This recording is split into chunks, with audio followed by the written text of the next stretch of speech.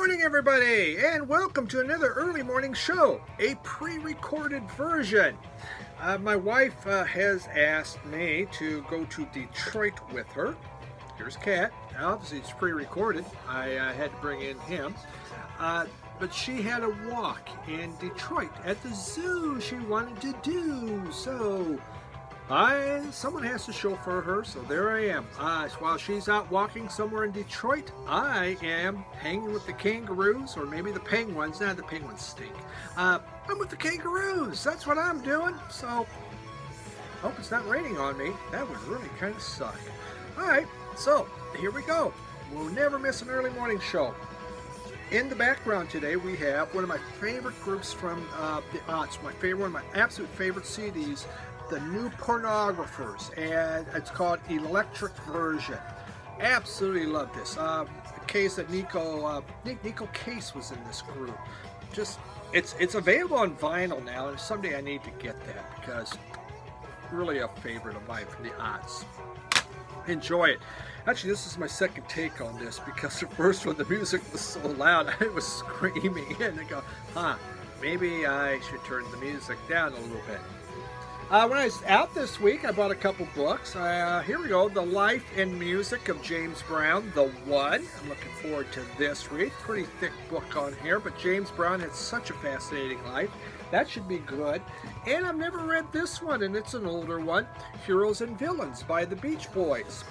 Get into the dirt of what's going on with the Beach Boys. There was a lot of dirt. Now I know it's going to all be subjective, but good stuff. All right, I have some vinyl to talk about. We have Kat here. Thanks everyone, first off, for different things on the mouse. You know, mouse still allowed, but I heard put down peppermint. Mice don't like peppermint. Some have said use peanut butter in the traps. I have been doing that one. Move the traps around, you know, keep it fresh for that mouse. You just got to find the right spot. Some have suggested maybe I should just move, and others have suggested maybe I should sell all my records and stuff or just give them away to one of you so it's easier to find the mouse. So thank you for all the help. It's been great. If the cat was like out there doing something, maybe we would have this going, but obviously he shows zero interest whatsoever. So our first album this week. Andrew Tales from the Crate showed this on Facebook, and he described it as if David Lynch was playing country music. That sold me. David Lynch plays some of the creepiest, spookiest type music. This is like that. This is Orville Peck, and the name of the album is called Pony, and he's from Canada, and he's like either age 20 to 40, nobody knows. He hides his face the whole time. He's the masked ranger with little fringes around. He changes the color. Incredible album. I've been playing this. It's my favorite album this year of 2019. It's like a marriage of if you took shoegaze music and married it with country. That's what it's like. You'll hear there's just like dreamy ballads and then also some buzzsaw guitars. He does songs, you know, they're about breakups, revenge, and the cowboy way of life. I mean, it's kind of just really neat, but it just has that dark kind of guitar sound. He has this baritone voice that's just perfect for it. Really fun music. Whoever gets hold of me first, I have a download card. I'll give you that. And you can download it and take a listen to it. First come, first serve on that. Wonderful album. It comes in red vinyl, and the cat's making this extremely difficult for me. Also had a poster. Who doesn't love a poster? I love a poster. Isn't that nice? And lyrics on the back side. Incredible album. I can't say enough about it. It has been on my playlist constant since I picked it up a couple weeks ago. It is the best. So, favorite album this year. Tell me you can't stay.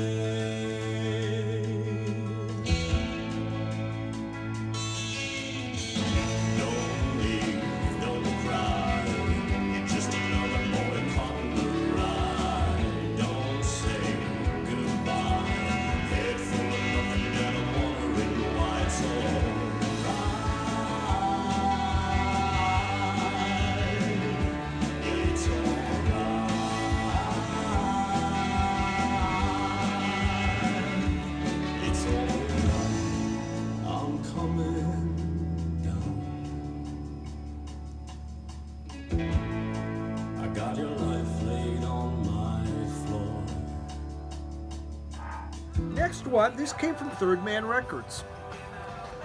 It's John Lee Hooker. It's a 2 album. Each one has 2 LPs. This is all the music John Lee Hooker recorded in Detroit from 1948 to 1952. This is his earliest stuff. A lot of it's acoustic. Some there's like an organ, but it's very, very stripped down music. Before he began to take big. Before he began to make it big. But you hear a lot of his hits are on here as he's starting to kind of flesh out how he wants to play. You know, the interesting thing about Hooker, he was born in 1912, or was that 1915? Maybe it's 1917. Some say 1920, others say 1923. Nobody knows when the heck he was born. John Lee Hooker, I don't think, knew when he was born. He did know he had 11 brothers and sisters. His stepfather was a blues man. His stepfather was William Morris, and he taught him how to play guitar, but it was like a 1 chord. And that's the music he taught him, how to do more of a kind of a 1 chord type blues playing. And when you hear John Lee Hooker, I mean, a lot of the times, especially his early stuff, the guitar playing is a little simpler, but he's known as going into that groove and having a groove and playing that way. At age 14, he ran away, probably to Memphis. And then during World War II, he moved to Detroit. That's back then, all the African Americans were moving north because there was a shortage in the factories due to World War II, so they came up and took the jobs. And that's where he got into Detroit, and in 48 began recording. And again, these were from 48 to 52. A nice historical document. Has everything. This was originally released in 1973, but never reissued. So this is the reissue. It was put on CD, but never an album. So 4 albums, 2 album set. Great stuff. For you like blues and you want kind of more of the history, the feel, where John Lee Hooker came from, good stuff. And it's from Third Man Records, so you know it's got to be good. Let's go into this group, and it is Flipper. Flipper is a San Francisco band, kind of a punk band, I guess you could call them. They kind of a group that did really had a slowed down bass-driven group where it was heavily with heavily distorted guitars and bass. Some will say they were one of the forerunners to the type of music called sludge. Melvins and Nirvana always talked about Flipper as being, big influence to them. This is their second album. The first one came out in 1982. It was called Generic, and it was just a yellow album. And on it, it had their big hit called Sex Bomb. Sex Bomb had 5 notes. It went on for 8 minutes. 5 notes. And just a few words. All it was is, "It's a sex bomb, baby, yeah!" And then over and over, this groove, this just keeps going and going. It's just bass. It's a group that used 2 bass players. Why have 2 guitars? Let's have 2 bass players instead with 1 guitar. Wonderful album. Generic Flipper's like 10 out of 10. It was one that I searched for. I wanted that. Well, I saw this one. This is their second album, Going Fishing. On here, they add horns, they add some keys, but it takes away from that first Flipper. So to me, we're trying to get a little more commercial and not as good. If I were, I don't know, let's say 6 out of 10 stars on this. It's still fun to hear their music. If you notice, everything's made like a cutout. The record company, when they did this, they made just extra album jackets, and you could call and they would you could order just the album jacket without the record, so you could cut it out and you could make like the van and have the people stand up. I thought that was pretty funny. So there we have it. Generic Flipper. I think they only did 2 albums. This one came out in when did it? In 1984. So first was 82, this came out in 84. Post-punk, art rock, you could label them in there. Generic Flipper, though, is the one to get, the album from Generic. Well worth it, all yellow.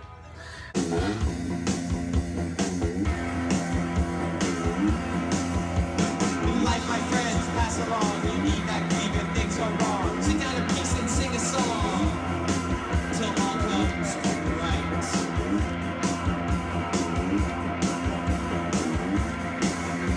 You've heard it said, go do your best. Till life, sun, sinks the west. 'Tis bitter far to take a rest till all comes right.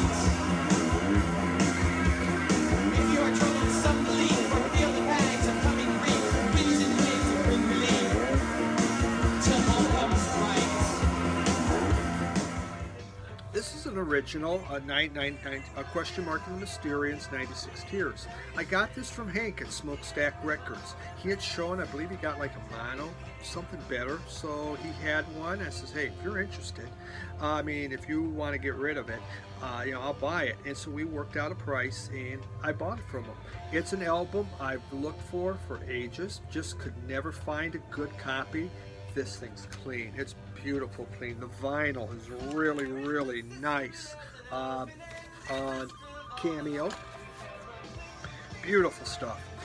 Question mark in the Mysterians, the parents were migrant workers, and they started right around where I live. This is Michigan. There's the thumb. Right here's Bay City, Saginaw, Midland. We're like the Tri-Cities. That's where question mark in the Mysterians started. They are, I mean, when you think garage rock, you think 96 Tears, and it's one of the most classic garage rock songs. Some say these guys are one of the first for punk. I don't think of them as punk necessarily. To me, it is garage rock. The song 96 Tears actually was the B-side on the single, but the A-side didn't do well. They flipped it over, and they love this. I mean, it is organ-driven music. The organ dominates. And well, everyone knows 96 Tears. I'm going to play you a different track called Need Somebody, so you kind of get a listen to them. Great stuff. I truly enjoyed this thing. It's neat how here they, their parents are out there as migrant workers, and these guys put together. They're still out there, and a lot of them live right in this area. One of them is supposed to come to my local record store and do autographs, and I'll get them to sign this thing. So, really happy to get this thing. I think it's really one of those important garage rock albums, and to get it such a clean, beautiful copy. Thank you, Hank. I really appreciate it.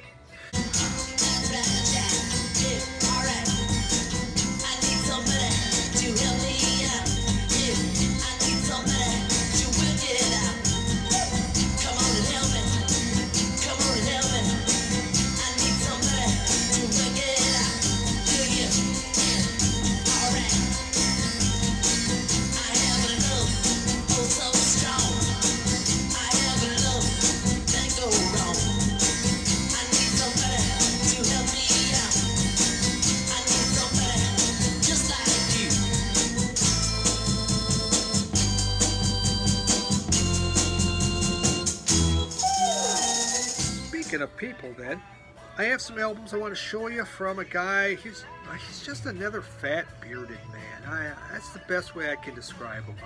Headley sent me some stuff. He sent me some VSCLT. It was really interesting things. What's nice is Headley, he gave me detailed notes about the albums, and that stuff fascinates me. I just like the history, what's about. Well, the first one's Cajun Gib, Gilbo. I'm saying it wrong. I know I'm saying it wrong. You know I'm saying it wrong. I'm just going to call him Gib, okay? So Gib. This was recorded in 67, released in 69. A Dutch label put this out in, well, you can't see that very well. I got a cat on me. Put it out in 1973. So Gib is a fiddler. He played for many years with the Flying Burrito Brothers. He was also part of Linda Ronstadt's band. In the 60s, he was the house band for in Bakersfield, where you get all this Bakersfield sound. He was part of that. But, he's basically known as, he's a fiddler and playing of the Cajun music. You think of New Orleans, you have jazz, you have Cajun, and you have Zydeco. And they're all married together. You know, the Cajun is the country western side, while Zydeco is the R&B side of, you know, basically like blues. Great stuff. This guy here performs with Gene Parsons on here. You know, he really went around. I played with a lot of people. I did many years in the Flying Burrito Brothers. Absolutely wonderful album. Just enjoyed this immensely. I don't have a lot of Cajun, shall we say, more Zydeco. And so I want to get into this, and thanks to Headley, he helped me. So thank you. Les parents de la vision, les parents de la vision, c'est mauvais, ça me fait pitié pour les parents de la vision. The Louisiana rains, they fall so heavy. Papa looking out the window at the bed window, and Mama tells Papa to watch for him. The cotton's all open, can't save a bill, but the Louisiana rain is falling steady. The water's rising up to meet the levee. If the storm don't break, we'll leave the town. Head for higher ground, so the rain's gone down. Head for higher ground, so the rain's gone down. He also sent me this one. And it is from the group called the Ukrainians. And the Ukrainians, I believe, was from, I gotta look at my notes here. I'm sorry, I don't know much about these guys. The Wedding Present. So, members from the Wedding Present. They came out of Leeds. What's really interesting is they played traditional Ukrainian instruments, and they make their own stuff.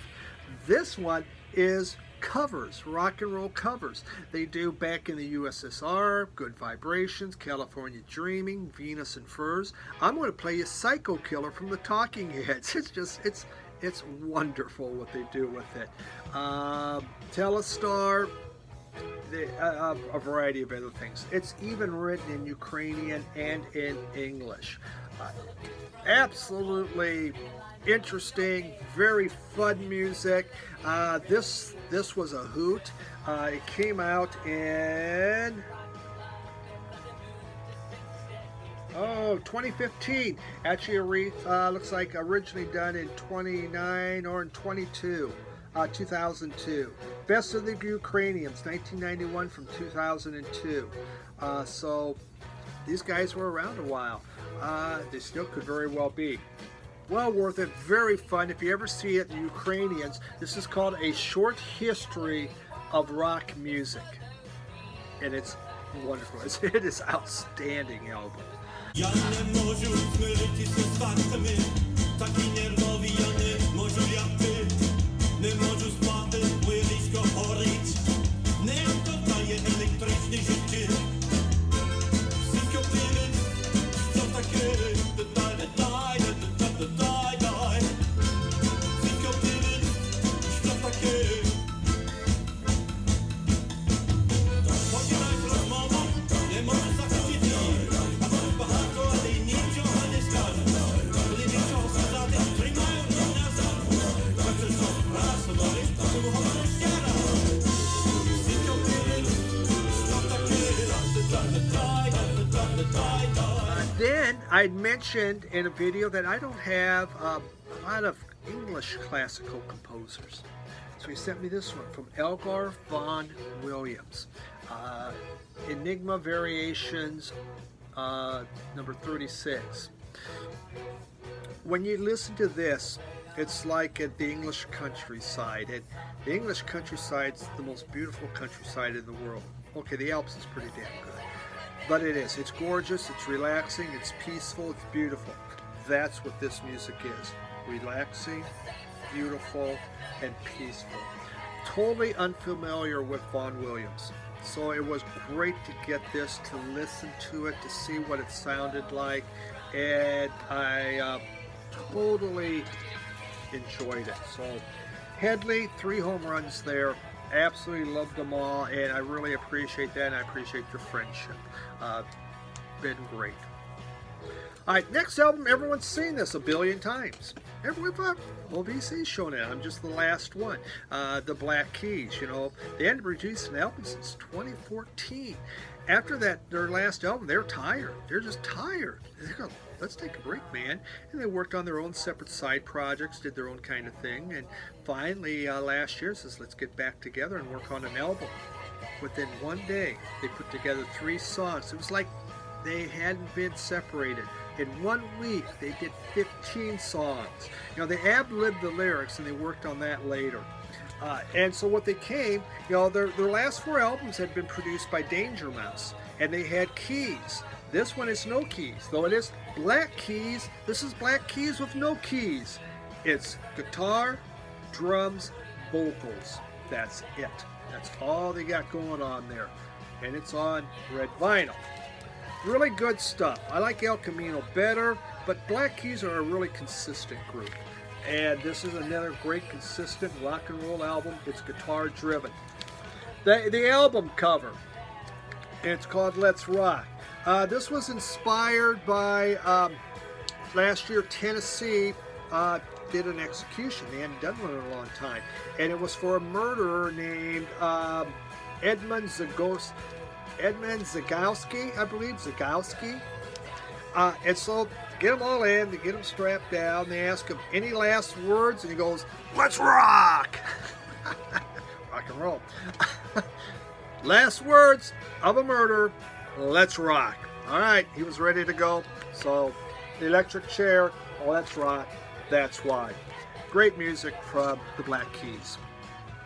Here's one from a guy I didn't see. It was in a record store. It was on the wall, and I thought, let's just give it a try. Gary Bart's Juju Band.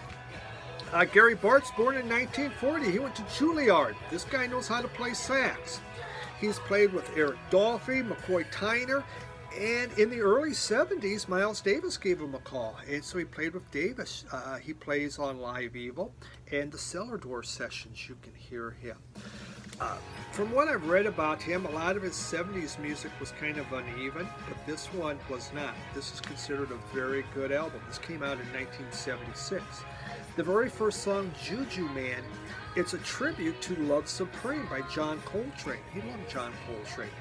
Most sax players do. And so Juju Man starts with, it's a love supreme, it's a love supreme, it's a love supreme. What Coltrane did.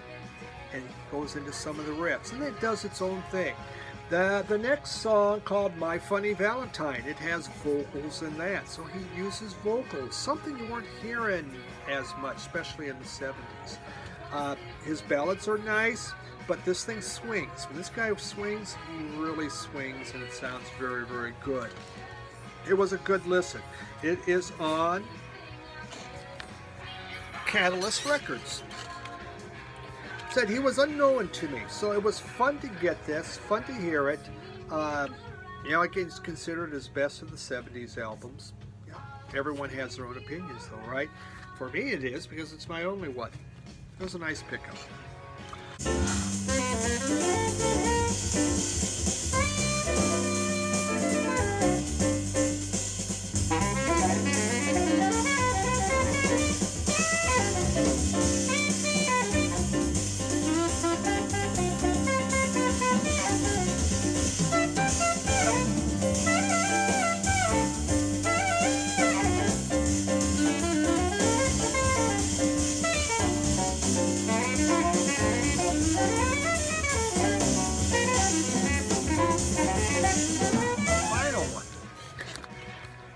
Night Ranger. I don't know Night Ranger. Never bought it. In the 80s, they were huge. They were big. But it wasn't what I was listening to. I was, into the REM, the Devo, the B-52s, but also into like Eurythmics, Thompson Twins, Madness, all that kind of stuff. More the hair metal, it wasn't part of it. Though I don't consider this like one of the major hair metal bands. I mean, these guys were hard rocking. Well, this album came out in 1982. Now, Night Ranger, they started as a bunch of players in a group called Rubicon. Rubicon became Stereo. Stereo became Ranger. When they were in Ranger, they decided we're going to make an album. And they did. And they made this album, and they had all the jackets printed up, ready to go, and then all of a sudden, someone raises their hand and says, wait a minute, we're a country western group, and our name's Ranger, and we own that title. Well, damn it. Damn it. throw away those. We have to come up with a new name. Well, let's call ourselves Night Ranger. Ta-da! And there you have it. Made up the new jackets, and away the album came. One of the songs that did not make it on here was Sister Christian. They thought that if they put Sister Christian on, they would lose their hard rock cred, man. It was a ballad. We're not about ballads. We are a hard rock band. Forget Sister Christian. We're not doing it. It made it on second or third album. I can't remember. It became their biggest hits, you know. Power ballads took off. I never was a big lover of power ballads, but I do like Sister Christian. I will say that. The hit off this one was Don't Tell Me You Love Me, which I knew. I had read article is either in Uncut or Mojo magazine. They're talking about the big hard rock bands of the 80s. And this was ranked as one of the best albums. I go, really? The thing's dirt cheap, so I'll just buy it. Why not?